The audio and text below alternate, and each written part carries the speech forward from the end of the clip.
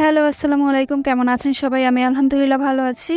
কিছুদিন আগে না, সরি গতকালকেই আমি এই ভিডিওটা মানে যে ফুলটা দেখতে পাচ্ছেন, এই ফুলটা বানিয়ে সেটার একটা স্টোরি শেয়ার করেছিলাম। আমি খুব র্যান্ডমলি বসে কোনো কাজ ছিল না। ভাবলাম যে একটু কিছু বানাই। তো টিস্যু পেপার দিয়ে এই ফুলটা আমি বানিয়েছিলাম।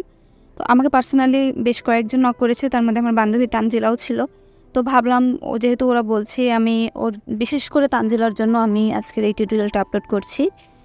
হ্যাঁ, তো আমি টিস্যু পেপার কয়েকটা ফোল্ড করে নিলাম। আমার যতগুলো পাপড়ি দরকার সেই অনুযায়ী আমি নিচ্ছি। আপনারা চাইলে আপনাদের পছন্দ মতো কাস্টমাইজ করে নিতে পারেন। এখানে আমি একটু বড় সাইজের পাপড়ি করছি, যেহেতু আমি আজকে একটু বড় সাইজের ফুল বানাতে চাচ্ছি। এরপরে এটা আমি একদম গোল করে কেটে নিচ্ছি। এখানে আমি একটু গ্লাসের মুখ যেটা ওইটা ইউজ করছি, যাতে আর কি সবগুলা পাপড়ি সেম সাইজের হয়। তাই আমি সবগুলো একসাথে ভাঁজ করে দেন দাগ কেটে তারপর কেটে নিলাম আর কি। আশা করি আমি বুঝাতে পারছি। আমি বলে হয়তো বুঝাতে পারছি না, বাট আমার ভিডিওতে ক্লিয়ারলি দেখানো আছে। আশা করি সবাই বুঝতে পারবেন। এরপরে টিস্যু লেয়ারগুলো আলাদা করে নিচ্ছি। যেহেতু টিস্যু পেপার এটা খুবই পাতলা, তাই একটু সাবধানে করতে হবে। বিশেষ করে ভেজানোর সময়, কালার করার সময় এটা খুবই প্যারা দিচ্ছিল আমাকে আর কি। তো যাই হোক, এরপরে আমি একটা বাটির মধ্যে কিছুটা লাল ওয়াটার কালার পানির সাথে মিক্স করে নিয়েছি। এরপরে আমি চার সাইডে একদম ঘুরিয়ে নিয়ে নিচ্ছি। আর মাঝখানেরটাতে আমি দিচ্ছি না, যেহেতু মাঝখানে আমার প্রয়োজন নেই। এইভাবে আমি সব পাপড়িগুলোকে কালার করে নিচ্ছি এবং সবশেষে যেটা করেছিলাম সেটা হচ্ছে এভাবে পানির সাথে মেশানো কালারটা লাইট করে দেওয়ার পরে শুধুমাত্র বর্ডারে আমি লাল রঙটা গাঢ়ভাবে লাগিয়ে নিচ্ছি, যাতে দেখতে সুন্দর লাগে আর কি। এইভাবে আমি অফ ক্যামেরায় সমস্ত পাপড়িগুলো আর কি কালার করে নিলাম। অফ ক্যামেরাই করেছি, কারণ অন ক্যামেরায় করলে আপনারা নিজেরাই বিরক্ত হয়ে যেতেন।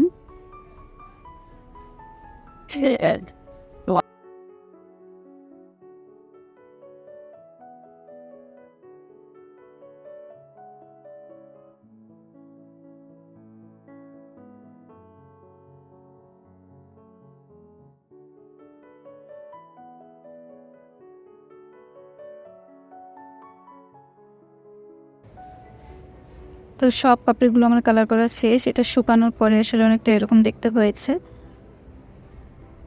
এবার হচ্ছে ফুল বানানোর পালা। ফুল বানানোর জন্য আমি একটা গ্লাস ইউজ করছি। এখানে আপনারা যে কোনো গোল কিছু ইউজ করতে পারেন, রাউন্ড যেটা। তো এরপরে আমি যেটা করব, গ্লু নেব একটা, এটা হচ্ছে ফেভিকলের গ্লু। তো এরপরে আমি পাপড়িগুলো অর্ধেক ভাঁজ করে গোল গোল শেপে চারপাশে আর কি গ্লাসের চারপাশে ঘুরিয়ে লাগিয়ে নিচ্ছি। আর এক একটা পাপড়ি লাগানোর পরে আমি গ্লু ইউজ করছি, যাতে একটার সাথে আরেকটা ভালোভাবে লেগে থাকে আর কি।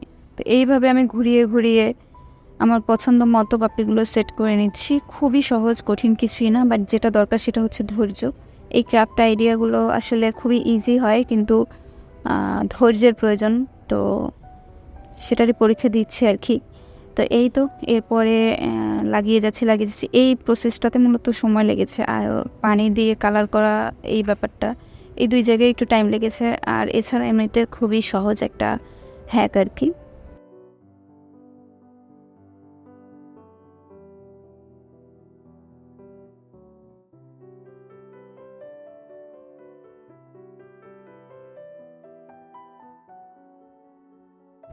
এটা আমিনা আমাকে হেল্প করছিল।